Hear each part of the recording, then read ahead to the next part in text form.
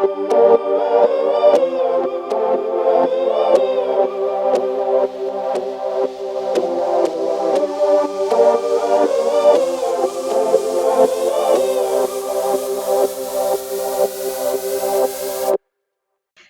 world, and welcome back to the Glen Alex Show, where health matters. On the Glen Alex Show, we focus on total health because true health is way more than diet and exercise. So we address the unseen forces of health on the physical, mental, emotional, and spiritual levels. You are whole, and all of you matters. I'm Glen Alex, author of Living in Total Health, speaker, and clinical social worker. And my life's work is about health because I believe that healthy people are more genuine, more giving, more loving, and do not intentionally harm self or others. Let that sink in for a second. All the harm and violence and hatred that's going around our world these days, I don't believe is perpetrated by healthy people. So just consider that for a second. And as I was putting together this episode, I wanted to have an open and honest conversation about where we go from here. Because again, healthy people are going to be the ones to unite us and to heal the world's wounds. And when I considered this show and the topic, I immediately thought of these two people. And so please help me welcome to the Glen Alex Show, Dr. Casper Sesto and Dr. Cynthia Rapazzini.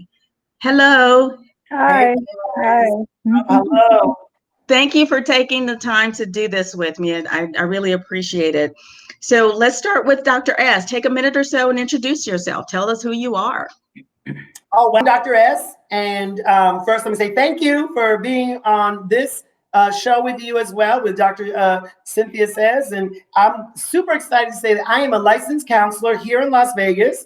And I also have my Dr. S Mind, Body, Soul, What is Your Truth platform. So with that platform, I love that what you said in your introduction, that you deal with spirituality. And a lot of people are not tuned in to the spirit side of them to connect to the other things in their life. So I'm thankful for the opportunity to share that, because that's my forte of how to connect spiritually of your soul to what is going on today. Oh, that's great stuff. Great stuff. And Miss Cynthia, tell us who you are.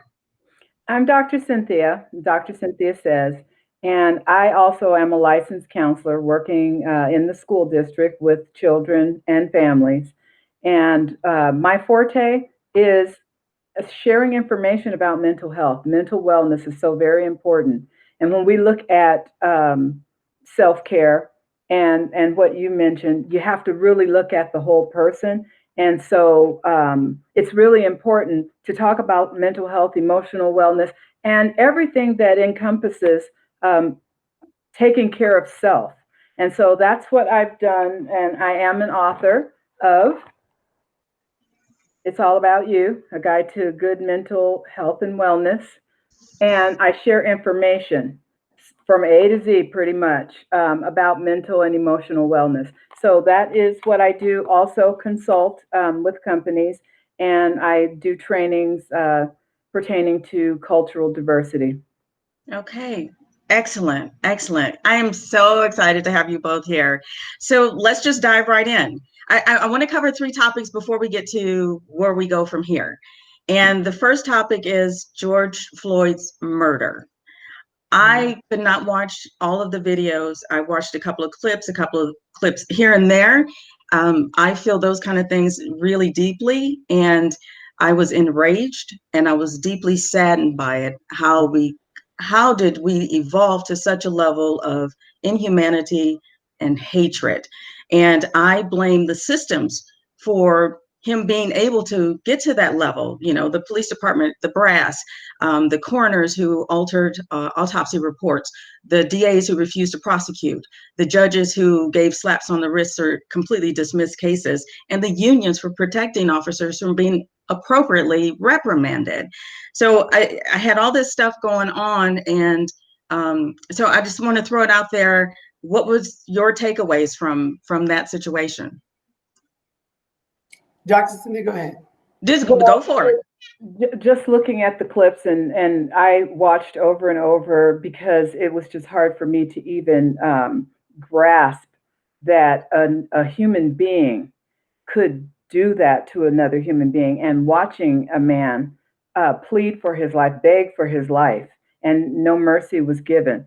So I look at, the system is broken, and for this person to have so many complaints already and nothing ever was done through the police department, no actions, and so they're allowed to continue. And that was one of the things that you said. When you're not held accountable and you don't have consequences for your behavior, you can be that way. But then also, when we look at an individual, I thought it was pretty sadistic, and yes, it was inhumane. And so within, there's some real deep rooted problems with this particular person. And so it's just so unfortunate. I know that there was a relationship also prior to the murder. And so I'm thinking there was some ill feelings, and something had happened previously, but that is no excuse to treat another human being, do that to another human being. And although, you hear a lot of different things about George Floyd, nobody deserves to die and be treated that way. It's just unacceptable. Completely unacceptable. Yeah. And so, there's rage, and even with me, and it's very, very hard to even watch it. And that I hope that the investigation actually really is determines that, serious consequences need to be handed down as a result of that, and not the normal that happens, that it's justified. Yes. No, it was not. No way. In no way was it justified. He was restrained and unarmed. Yeah. Casper, what's your take on it?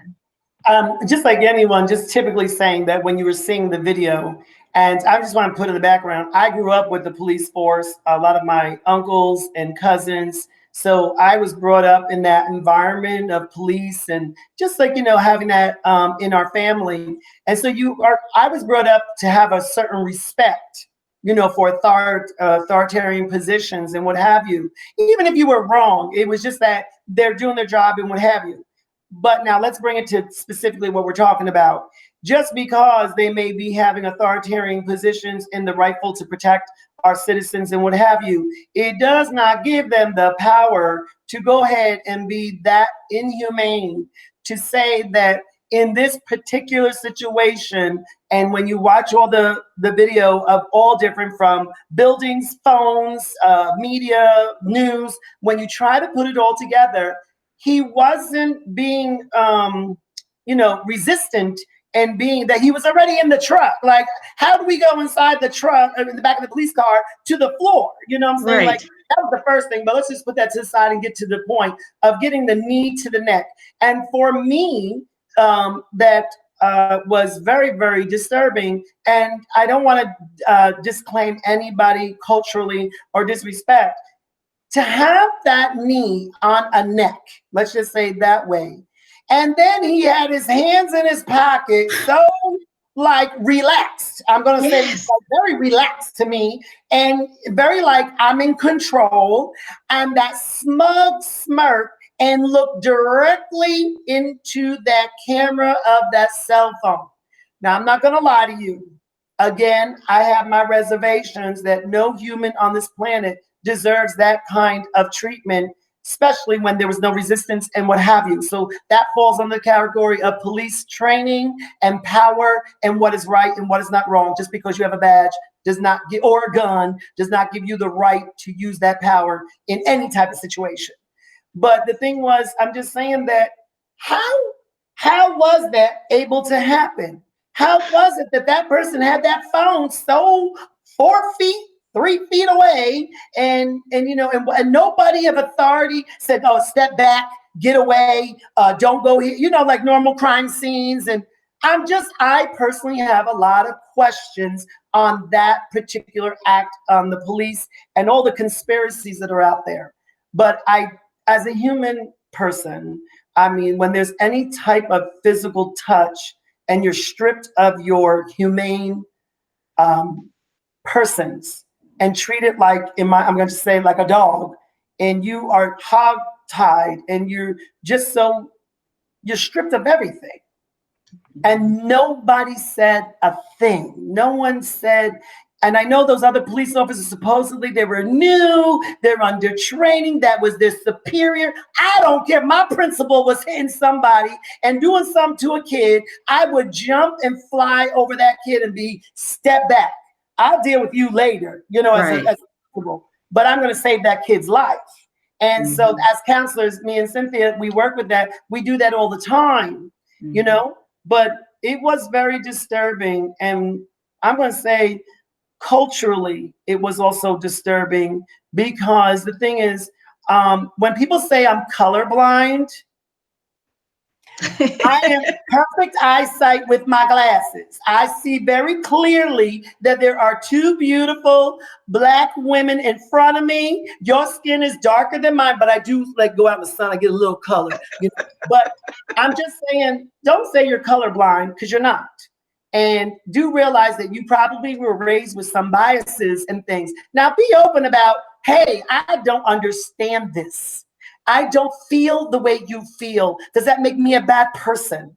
No, because you're not exposed, you're not experienced in those situations. But I want to be open-hearted to understand what you're going through. And then the second part to that is, how can I help you? Exactly. And I think that's all the BLM and, other civil rights movements were after, was some level of understanding, some level of compassion. And there was just no accountability on any level in that situation. And I don't care that the other cops were new. They know right from wrong. I don't care. And I saw a video from another bystander where he was begging for the cop to get up and to call an ambulance. He was saying he's dying, get up, And so it's just nuts. It's just nuts. So what do we do with that? Dr. Cynthia? I believe that cultural sensitivity training is definitely in order. And just like what you said, Casper, or Dr. S, you said that when people say that they don't see color, that's when they're in denial. And when we think about the developmental model of intercultural sensitivity, that is the first stage. And so you have to work through that. Every human being on the planet has biases. And so we have to acknowledge that first. That's the first step. And then understand that, some of the ways that we're thinking may not be so true, but where do people get their information? Where does that get planted? That's life experiences, the things that you were taught when you were growing up, the things that you heard, the way you saw that your parents behaved, and all of those things is planted. And some of them, they're just not appropriate. So it really starts with understanding that you do have biases, and also that you're in denial. Now, how do you get out of that? Well, there's stages that you have to go through to get through that. But it's problematic for me when someone says they don't see color, because I do. We all do.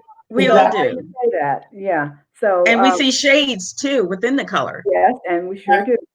And that's the other problem too, like any kind of group you have, there is also not the worldview outside looking in, but amongst the group, they have their own little issues and problems and things. So that's added on to it as well. So the thing is, in saying that, even like with what happened, right?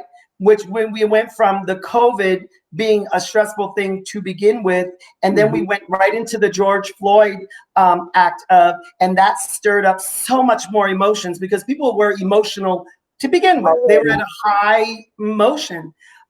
So I'm just saying that even like I put my counselor hat on and I'm looking at the situation, and when I have my counselor's hat on, it brings me a more broader perspective to hear every single person's point of view. And even George Floyd personally, for me, which is dear to my heart, as Dr. Cynthia knows as well. And, Glenn, I believe you do too. But when he said, as a grown man, and he yelled out for his mother, that was really a little bit more, and I don't want to take away again how all of you identified with the situation, but to me, that was such a term of endearment. You put the knife right into my heart, because me and my mom, the umbilical cord is still not cut, and she's living gracefully and joyfully in the heavens. And I say that when a boy, a man, cries out for his mother, if you didn't hear that inner child, and there was the conspiracies, he might have been high, and he might have been this, and he might have been that, and he had a $20 bill that was counterfeit, all that kind of stuff. But all that didn't matter to the point of where it got us to and lead him to his death. And that cry out to his mother, I personally, spiritually know for a fact that his mother was right there, what I'm saying? And spiritually connected to him. And that's another whole show, Glenn, what happens at the moment of crossing over. So that was when you say cut to the core, that was my cut to the core of saying that he went as far as that yelling, "Mom," and they still didn't let up. They still didn't. They still left it there. And it was just like, oh my, and I think, because I'm a counselor with children, and I've heard children, "Mommy," and I sometimes I have to hold them, because mommy's got to go. They got to stay in school, and I see the parents like, "Oh, I can't." And I'm like, no, go. I'll take care of it. I'll do it. But not to that level where it's cut and it's done. Who on this planet has that power to do that? And I'm not a believer of that. You do not have the power to cut me off and decide who and when and where and how I leave this earth. That's not up to you. And exactly. That was exactly for me. Yeah. Well, and I truly hope that the reforms are effective and they stick. And since you brought up COVID, the next topic that I want to address is the mental health impact of the shutdown. People are just arguing back and forth over the number of those who have died. I'm concerned about the numbers that are not reported, the increases in suicide, child abuse, and domestic violence, and those kinds of things, and people who couldn't get their regular medical treatment, like chemotherapy. So how do you see the mental health impact of shutting down for as long as we did? Dr. Cynthia, you want to take that one? Okay. So first, we're social beings. So to have everything totally cut off, and then individuals lost their jobs, and all the socializing that they do. The kids are at home all the time now because schools are closed. They're laid off work. Everybody is in the house together, when they were used to having their outside things that they did. And so now all of a sudden everybody is in the house, different personalities, and you've got the stress that the parents have from not having a position, having their jobs anymore, don't know how they're going to pay their rent. And then I heard that, alcoholism was up, as a result of that. And, so they're self-medicating. And also, if there were relationship problems in the beginning or before this happened, now it just is 10 times worse, because now the individuals are in the house together pretty much 24/7. And so for mental health, a lot of depression, because if parents, they're under an awful lot of stress, and they can't pay their bills and all of that. So that's depressing. They can't take care of their children. Some parents, for the first time, actually had to reach out and get help, and they never had to do that before. And so it was quite depressing. And then, of course, when the parents are upset, then the children also are exposed, and so they experience it as well. So it's really a trickle-down effect, and it really affects every single person in the household. So taking care of mental health. And then we have to think, what about the mental health problems or issues or concerns that were prior to COVID and individuals are having to cope with and they may not have the skills in order to do it because there are presenting problems. So just all around, it's very, very difficult, very challenging. And then what about the loss? Because we have two types of loss due to this COVID. One is a non-death loss. You know, when you lose your position, and maybe lose your housing, lose your house, your cars, all of those things. But then we also have the loss through death. And unfortunately, it does happen. I'm going through it right now. And so does that bring on depression? Absolutely, it does. And so, you know, having appropriate coping skills are very, very important at this time.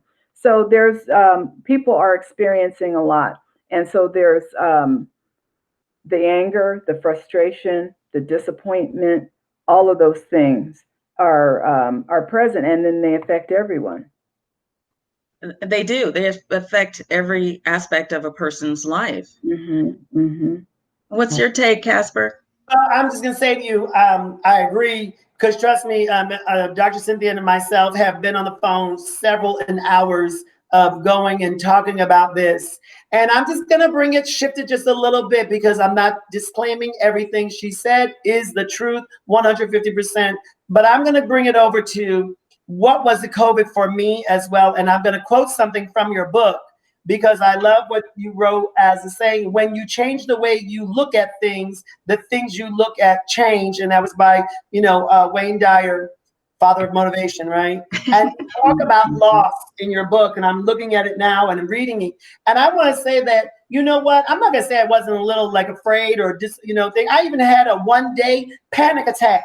I thought I was having a heart attack because the stress of, converting from being in school, living your life and doing to lockdown, learning all this computer stuff, still trying to deliver and reaching out to children and families and doing in a matter of a 24-hour, set time. That was, I was like, I thought I was having a heart attack. Like, oh my God, what am I going to do? And what have you. But then by the grace of God, and I'm going to bring it into this, that I was able to get myself centered and practice what I preach. And I got myself centered. I meditated and I prayed, and I allowed myself that time, and that I'm going to just flip the script real fast by saying that this was the most joyous time of my life, because it forced me to look at things that God forbid I never would have looked at or learned how to, and I would never considered this being in front of me or my journey. And so I'm going to say blessing upon blessing, financially, physically, home and things. Everybody's running out doing things. And when God says, when you stand in the eye of the storm and stay at peace, let the storm do its thing on the outside. And that's exactly what I did. And that's what exactly I want to teach people, that learn how all this chaos. And my famous Dr. Cynthia knows I say, you want to peck like a pigeon. You want to peck at those crumbs. Go ahead. You look down and you keep pecking. I'm going to soar with the eagles in peace, high, clean air, fresh salmon in the ocean. When I'm hungry, I can eat and I'll be taken care of. And that is how God does his children. So if you can stay in peace, center yourself, find comfort in what you need right now, you have it. Don't worry about what you need tomorrow. Tomorrow may not come, because then by that time we could be walking on golden streets. Okay? Worry about what you have today. So you have air, you have a roof, you have food in your refrigerator, you have clothing on your back, you're smiling today, you have joy. And so allow that to raise your vibrational energy and be in comfort that there is a purpose, that this is happening, but it doesn't mean it's your destiny. So when you know it's not your destiny, keep flying, keep soaring. And so reading out your book and seeing what you're saying about, we have about loss, and, it says right there, we live, we love, we lose, family, friends, money, lovers, material things go away. But we're not at fault. And that's the key. That sentence right there. We're not at fault. You didn't do this. It might affect you around you, but don't let it get in you. And that's the difference. So that's what I'm so joyful for. I'm so thankful. And I know some people, they're hurting. I know they're hurting. But through the hurting of the storm, put yourself in the eye of the storm, find your peace, and then get your joy. And I know you will come out high, and then you'll look back and go, wow, was that an experience? And I say to Dr. Cynthia all the time, girl, did we get through that or what? And it's true, you do. But and then you don't feel like we're human now. We're human. We're going to do this. We're going to say, why did I have to go through that? Why did you have to take that away from me? Why me? Why me? And I'll say this real fast. I'm saying that when my mom passed away, and I was so devastated. I was devastated. And I stood in the middle of my house, and I was looking at this archway that's in my house, and I said, God, why did you do that? Why did you take her? She was not ready. I was not ready. And he said loudly, as I'm speaking to you, he said, I took your mother home so that you can finally reach your destiny and stop using her as a blocker. And I fell to my knees. I did. I said, I was so humbled that it was a price I wasn't willing to pay if you gave me the choice. But I am thankful today, the life of this past 2 years that I have learned and grown from. So this coronavirus, you know, these riots, these loot, this thing, I pray for every single one of them. But I said, we're going to come out strong. Okay, fantastic. And thank you for bringing, I do believe that every challenge brings opportunity. And so you took the opportunity to get centered and to reconnect more deeply spiritually. And I believe that, and I do my best to live that every day. For the people, though, who are just coming into this or don't actually have that mindset, what are some practical things they can do to get centered, to see the opportunity, and be bold enough to take the opportunity to evolve? From my perspective, Dr. Cynthia, I'll just say that it really comes to a point when you surrender. When you say, enough is enough. And again, the why me syndrome, right? Why me? Why is this happening to me? I seriously, and I say this full-heartedly, I don't really want to push on what you believe. Just believe that there's something higher and bigger than you, and surrender to succumbing within yourself. Stop looking out. Stop looking at what she has. Stop looking what this one's doing. Stop what that one do. No. And you look within. And I'm going to use you, Glenn, as an example that during this time, I was not my platform. I was looking for a new show to start to do what I need to do. And I said, Lord, when the timing is right, you give me that person. And it's been a year. It's been a year. And here you call me out of the blue to be a guest on this panel with you. And I enjoy it. And I'm so thankful. But with our conversation, you gave me a direction of a connection. And I went ahead and fulfilled the connection. And I'm going to say right here and now, starting September, every second Saturday of September from 11 to 12, the Dr. S Mind, Body, Soul, What is Your Truth is going to be doing a live stream TV show again. And everything fell into place. Everything just happened. And I sat there. I came home after I met with them, and I sat myself and I said, Lord, thank you so much that you did it on a silver platter. So how do you get your mindset? Just surrender. It's not your battle. I don't want you figuring it out. I don't want you giving it energy. Just say to whoever you pray and think, say, Lord, I don't know what to do, and I'm angry, right? And you just allow it to happen. You allow things and start pushing away the negative thoughts, the negativity. I don't have enough money. What am I going to do? Okay, you give it to God, you place it on your altar and say, I'm sacrificing this because I need to have this. And I'm telling you, my God has been on time to the very second, to the very point of. And Glenn, you were right on time when you made that phone call to me. And I'm very appreciative, and I was very joyful. So people today who are hurting, just learn to find that grain of salt of saying, I'm grateful for this. I don't like it, but you don't have to stay stuck there. But it's the first step to get out and move forward and get where you need to go. So just keep feeling that you are worthy, you deserve the best of the best, and there's a purpose of your life. So yes, all lives matter, but specifically I'm going to say today in this conversation, Black Lives Matter. I'm a full supporter of that. And then we all can unite.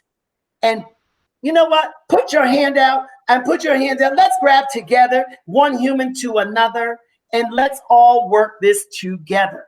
And the ones who want to fight, just look down over your shoulder and say, you stay busy. I'm going to really fight the problem because I ain't got time to get in your arguments. I got no time for Karens. I don't want to be the one to say that, but you know, all the Karens out there that are want to bicker. It just bothers me when I see that on social media, and they put all the fighting and all the, you know, and especially in the Black community, they put these videos showing each other fighting each other. Stop. Show me, you know, more pleasurable things of what we're doing to build each other up. Yes. And how we can help each other. Yes. Well, thank you for that. And I'm grateful that you took my call. So, you know, just hearing what you just said, I can hear the objections in my head. And so I just want to clarify that surrender does not mean giving up. No, not at all. Surrendering is saying that when you're in a situation, like people, like Dr. Cynthia said, losing the house, losing the job, and just feeling so helpless and being stripped of, that feeling of being stripped of, and all that. And I'm just going to say again, from my spiritual side, is how I compare that of surrendering is my God stripped himself.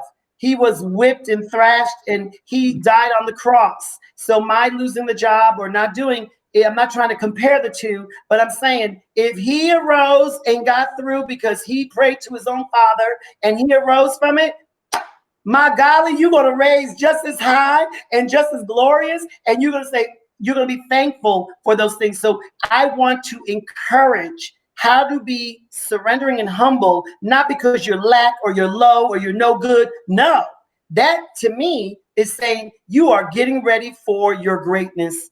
And you are ready for it because you're taking that first step to embrace and bring into you the glory and the destiny that you were chosen to be. Fantastic. Thank you. On a Saturday, and not even Sunday yet. Lord.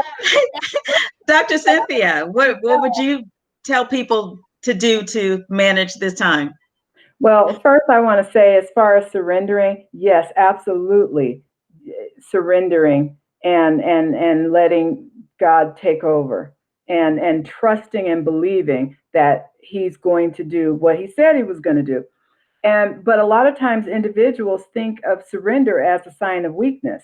And no, that's not it at all. It's just that you need a higher power. You need more than what you can do on your own. So, but also, you know, now's the time for self-reflection and really figuring out who we are and what do we want going forward, and then working to make that happen. And the self-reflection, sometimes you just have to let some things go. And it could be in your thinking, because we know that, you know, the way that you think, well, first of all, what you're exposed to and the way that you think, that determines your actions and your behaviors. And it just keeps on going and becomes your destiny. Or, you know, and it doesn't have to be that way. So really searching within, and what is it that's going to give you that peace? You know, what are you looking for? What is lacking? And really just identifying that. And then once you do, then you can start working to make the changes that are necessary. And so then when we're talking about biases, you know, that's one of them too. When we're doing that self-reflection, are the way that we're thinking, those biases that we have, are those really true? Or how do you find out if they are or if they aren't? Well, you have to do some work. And so it's some work. And, you know, number one, you know, we as a people, there's so many stereotypes about people. And that's the first thing that people, you know, for some reason, you know, that's how they identify people, or they, you know, you have to place that name or that identifying factor on people. And so it's really important that that's where we start having problems. And because of those stereotypes, we tend to not reach out to others. We tend to not learn about others. And then when you don't really know, do you really have compassion for another person? No, you don't. Do you have that empathy? Because obviously, we watch the news, we see empathy is lacking in many counts, from the top all the way down in this country. Yes. And so, if we all act in love and empathy, and then that means that we're putting ourselves in that person's shoes. How would you feel if such and such and such was happening? What does that mean to you? And if you don't like it, you can't accept it, why would you think somebody else would? And then that's where we have that shift. Yes, prayer, especially during this time and especially with loss. If I didn't have that walk in my life, I would not be here talking to you right now, because I have gone through a devastating experience. And so for me and my strength, it comes from above. So that prayer walk, always, and then also always believing, is so important. But then sometimes we just have to take a step back, and that's why the meditation is so very, very important. Now, we also have to think about the presenting problems that were in existence prior to COVID and all of that, because those still need to be addressed. And that's where I'm talking about the mental health issues, because it's exacerbated right now during COVID. It's heightened now during this time, and so those issues still need to be addressed as well. Okay. And let me just say that I'm sorry for the loss that you've experienced and the loss you've experienced, Casper. It can be painful to lose someone that we are deeply attached to. I do also love that, I'm talking about addressing the unseen forces of health, and both of you went directly there with the self-reflection, because people tend to want the how-tos. Do this, do that, do this, do that at this time or at this time. And the how-tos are meaningless if you don't have the foundation. So you get that foundation from self-reflection, you get it from surrendering, you get it from understanding that there is a greater force in the universe than we are individually. And we definitely need to reconnect with that, tap into it, use it, and allow it to work. Right. And to unfold in our lives.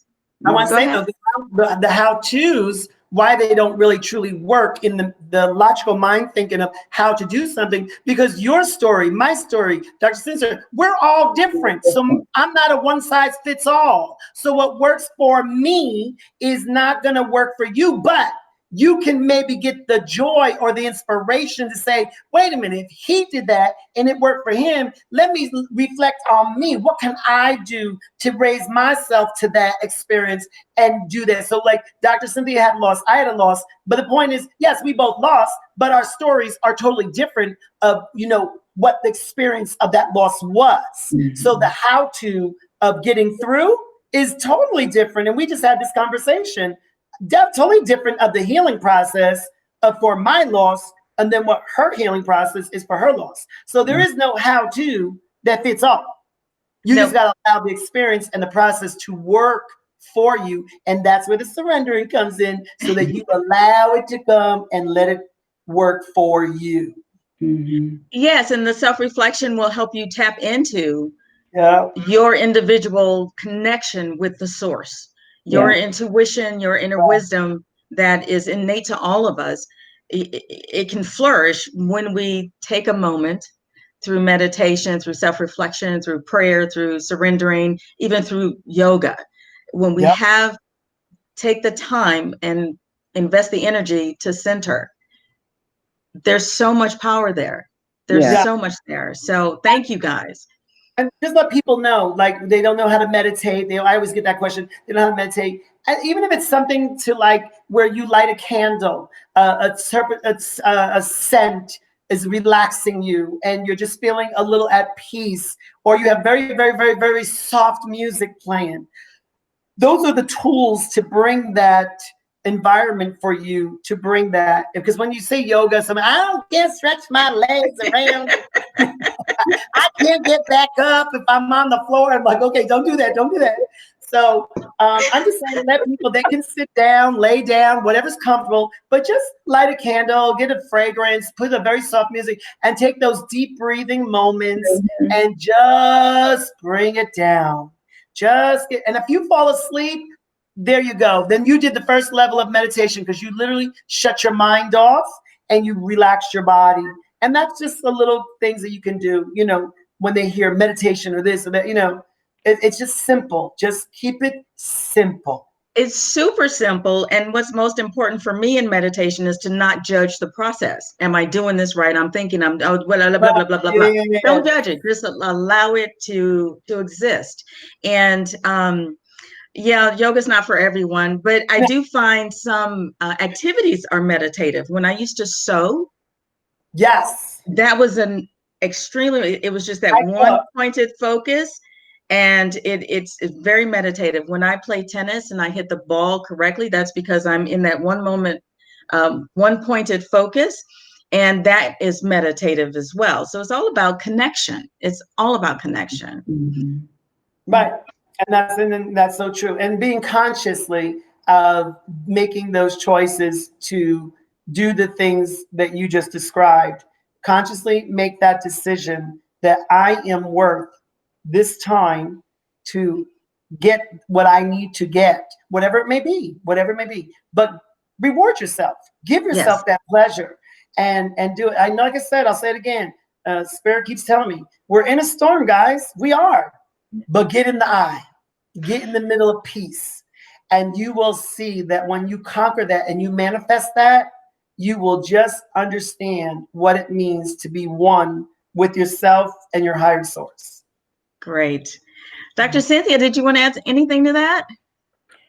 I was thinking, and meditation is good, and I practice meditation, and of course prayer first and then meditation. But just taking the time, if you don't know what to do, sit and do nothing, just be. That's all it takes. Trust, and you'll find that the peace is going to come, that tranquility that you have by just being alone, and just trust. Just sit and be quiet. That's right. Oh my gosh, you two are amazing. I'm gonna give myself a pat on the back for calling you. You did good. Okay, well, that brings us to the next topic, and this really frustrates me. I want to lash out at people and just reprimand them with my words. The intolerance of difference of opinion. So I think I see diversity as going way deeper than the superficial characteristics of a person, deeper than skin color, culture, ethnicity, and those things. True diversity for me is being accepting and tolerant of a different point of view. So you see all the hammering and the going back and forth, my political party is better than yours, and it's crazy. So I think that needs to be addressed if we're going to truly heal. What is your take on how people are attacking each other just because they have different opinions? Well, I'm just going to say, because now you really got the fire burning. Let me just tell you, it's taking everything that I just said to you about serenity and keeping calm and peace in the eye of the storm. I'm one of those people. I'm human just like you. I do get rage. I do feel anger. And like on social media, you see people say just what you said about, oh, I'm Republican. And if you're a Christian, and if you do this and I'm like, I'm ready to go like this. And I have typed it out and I was ready to hit the button. And I'm going to be honest with you. I hear the Holy Spirit say to me, don't do it. Don't do it. So to answer your question is I don't feed into that frenzy. I'm letting that storm go around and I don't allow it in. In a minute, I do let it in and go, oh my goodness, how could this, oh my God. And then I go like this, no lie. And I know because I've been practicing a long time. I know when it goes here and I start doing this and then I feel it going here to my core. Stop it. I take it out, I rebuke it, and I stop it because I don't want it to deep seed. And then turn around and try to be an example to people who what you just said. Are you open-minded just to understand? Like, if I can bring it up real fast, is this whole defunding police thing? Guys, I don't want to take police out of the police, little hut in there and this and that, and you call 911 and the police ain't gonna come leave a message. No, we're talking about like that George Floyd. What that man did with his knee on the neck was totally wrong. I don't care. He's wearing a badge. He should be on trial. Just like if you or I did that to someone, we would be there in 3 hours and 2 seconds. It would be done, guilty and done. We don't need to fund these people who feel that because they have authority that the laws don't apply to them. Right. And we put so much money into that. Let me take the money and put it into these other communities and then marry let's talk about the police and how they work within the community to get the trust and the support and on both sides. Because really today, I think it was in Portland, Oregon, I saw a video, the crowd went wild. They were literally beating up these 3 policemen, and that other people started putting their hands up to block the other ones that were abusing them. And they had to lock in a human barricade, these 3 police officers, because they were literally beaten by the crowd. And then some of the people were decent, knew the right thing to do, and they built a barricade around them. And yes, I do get angry. I'm human. But I say again, I look at it and I say, I get right back in that spot and I say, Lord, there's a reason that this is happening, but I know you're going to come out smelling like a firing fierce that's going to raise this up, because these people need to be taught. And that's why I'm using my platform starting the show, because I want to teach that, Glenn. That's exactly what I want to teach. How do you open? I even posted, can you go through this with your open heart instead of your logic mind? Can you just look through it from your heart and tell me what your response would be then? Because I want to say to everybody, if that was your mother on the floor with a knee on the neck, what would you do? If that was your daughter, your son, your boss, whoever, what would you do? But because it was just some random guy out, I don't know, Chicago, I don't know where he's from, and it didn't matter. Yeah, that was a sad thing that happened, but they'll get over it. What?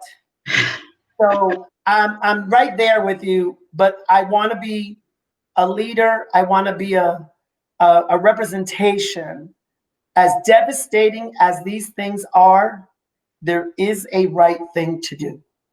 And I want to be on that team of showing, being a leader and showing how do you do that. And I want to say that if we work together, we can fix it. We can. Oh, we totally can fix this. We totally can. And I can hear the objections again, that people are misinterpreting understanding for agreement. So they're afraid to let go of their ego-based opinions and ideas, and won't open up to understanding someone else's point of view because they're afraid of losing themselves or something silly like that. But understanding is not agreement. It's not agreement. They're afraid that, like, I'm going to say, either the Democrats or the Republicans, when it comes politically, either side, what are you afraid of giving up? What are you afraid that, oh my God, they got 1 point better than, what are we going to do? Block it. Don't talk about it. What is that? What is that? What are you afraid of? Do they literally control your life? Right. What? What? Well, Right. part of it is the fear of the unknown, and individuals have that, and then we also respond to that, and or are don't do anything. We should do something, but we don't do it. But the fear of the unknown, I think, is very, very prevalent. Um, it just is. It is. And Yes. well, really, what it boils down to is we have to have that empathy, but we have to start learning about each other and not just the surface stuff. If you've ever seen that iceberg, cultural iceberg diagram, the top 10% is all the things we know: the music, the food, the clothes, all of that. Right. But what about the deeper? That's where we need to get. But how do you do that? Because it takes time. You have to want to know. And when you're stuck in that first stage of denial, you're not wanting that because you're thinking that your culture is the culture. It is the only culture. It's this superior culture, but everybody else is lesser than. You have to shift away from that because last I checked, I believe we all bleed. Our blood is red. We're all human beings. So there is really no difference. But until individuals embrace the differences, um, they're not going to change. So and you have to want to know, you have to want to learn. And so it's changing hearts because it really starts from within. Yes, it does. Totally. Totally. Oh my gosh, you guys are you're just wise. You're just wise. So, with all that we've covered today and with all that's going on in the world, uh, where do we go from here? Is there any one statement or direction that you can offer? I would say that individuals really have to ask the question of what are they doing? What do they stand for? Are they really in agreement with what they see? And if the answer is no, then what changes are you going to make? Because it starts one by one, and we can actually do that. One of the things that, with the BLM, um, that's a start. And for what we saw happen in this world, to me, that's a big change of heart, and it's a start. What I don't want to see, and I hope it doesn't happen, is that now that the funeral is over and everything, everybody can go back to their regular life and then it's forgotten. No, that movement is extremely important. I see that it's minimized, especially when individuals say that all lives matter. Yes, they do, but we are talking specifically about a population of people, ethnicity of people who have been maligned, oppressed, discriminated against, all of those things. We need to change that because we have people who are working and living with all of that negativity and still trying to make it in this world.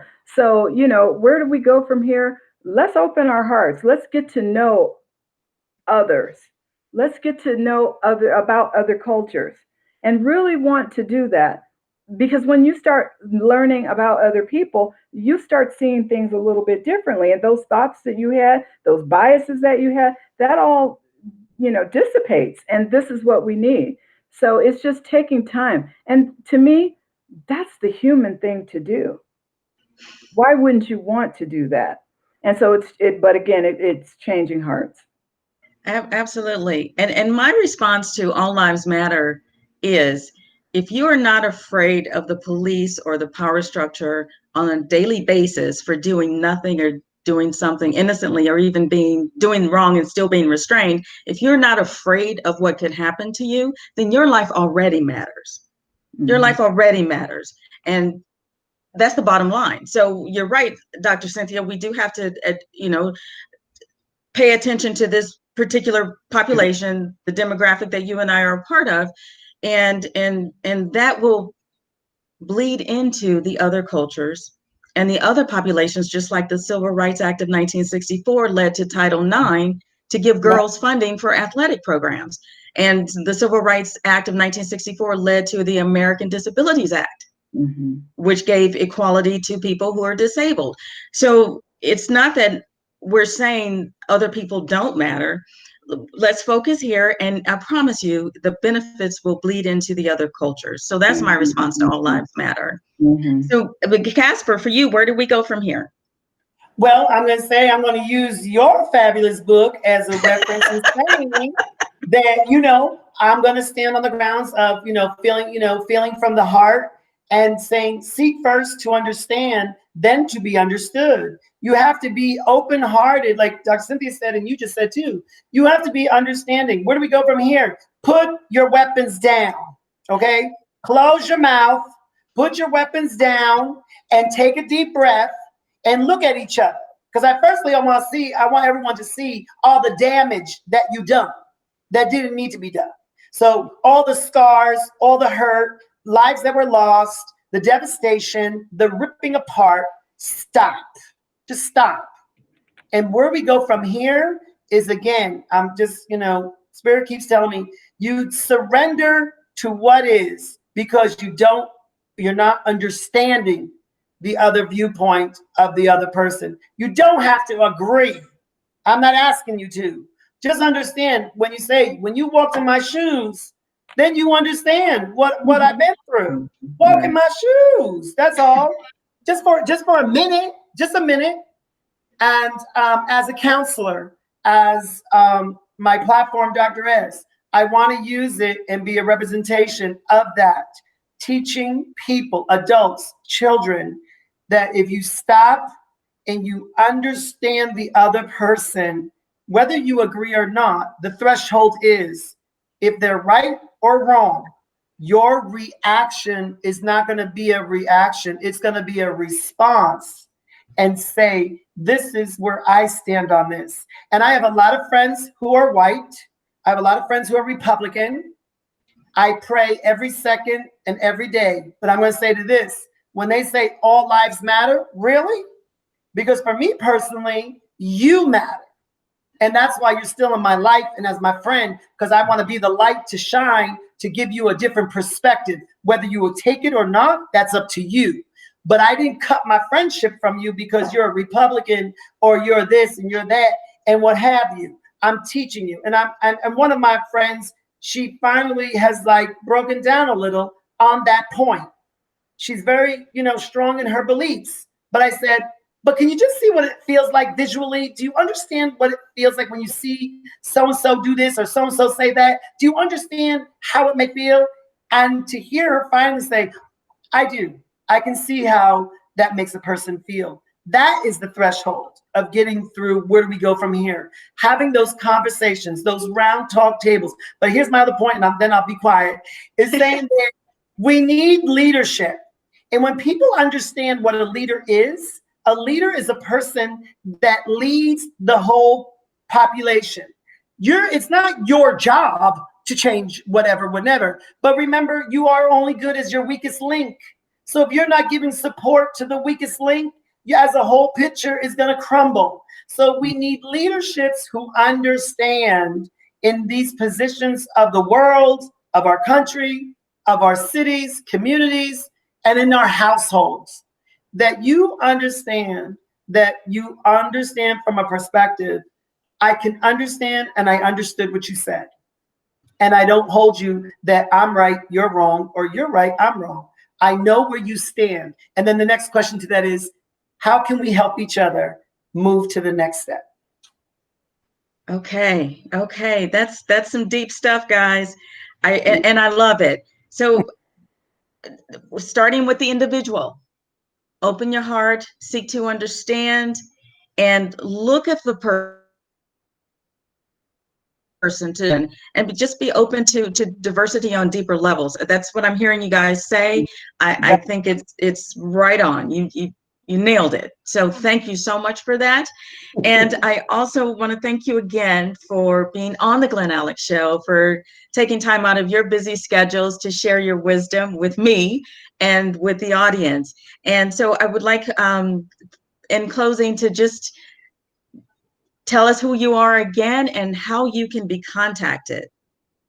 Okay, well, I'm Dr. Sesto, and as you see here, it's Dr. S. My By Soul Was Your Truth. You can contact me on my website at drsmindbodysoul.com, or you can email me at drslvnv@yahoo.com. And I'm also available. We're virtual. I do virtual consulting, and we do talk this out. And that I found that people do want to talk. They really, truly do. They do want to talk. They want to be heard. They need to. I'm saying that I do that. So if you email me, you can arrange. We do a virtual thing, and do sessions where I do that kind of coaching, and to help people, get through and get to where they need to be. Great. Thank you. Thank you so much. Dr. Cynthia. So Dr. Cynthia Rapazzini, and my website is www.abtyou.com, aboutyou.com. Okay. And you can also email me at Rapazzini, R-A-P as in Paul, A, 2 Z's as in zebra, I-N-I-C @gmail.com. And I'm also available for cultural diversity training through organizations and also personal. And then, of course, sharing information regarding mental and emotional wellness. Fantastic. And how can they get your book? My book, actually, if you go on my website, there is a link, but then it also can be purchased through balboapress.com, BALBOA.com. And then also barnesandnoble.com. And if you're local here in Las Vegas, you can actually purchase it at Barnes and Noble at Rainbow and 95. Okay, fantastic. Thank you so much for being here. And I know this is going to have a positive impact on many, many people. So thank you again for your time and for being on the Glen Alex Show. And thank you. Thank you. Thank you. You're welcome. Enjoy the rest of your day.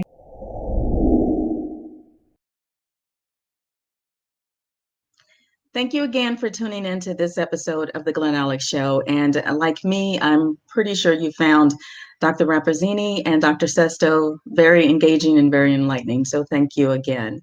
Please allow me to leave you with this nourishing thought. The worst sin toward our fellow creatures is not to hate them, but to be indifferent to them. That's the essence of inhumanity. George Bernard Shaw said that. And for me, that indifference reveals itself not only in physical violence, it is part and parcel of verbal and emotional abuse, as well as the little hurts, the little digs, the little slights, and in dismissing someone simply because they have a different viewpoint from yours. In order for us to right the global ship, we individually must take responsibility for how we treat each other daily. We must become mindful of the harm we cause when we label others politically and attack their characters. Words do hurt. Words can cause harm, and words can lead to aggression. We can do better. We must do better. Let's start with the individual and let it ripple from there. Please take inventory of how you contribute to our culture of hate and indifference. Be honest, for that is the only way to change, to be the change you seek in others. Until next time, be well.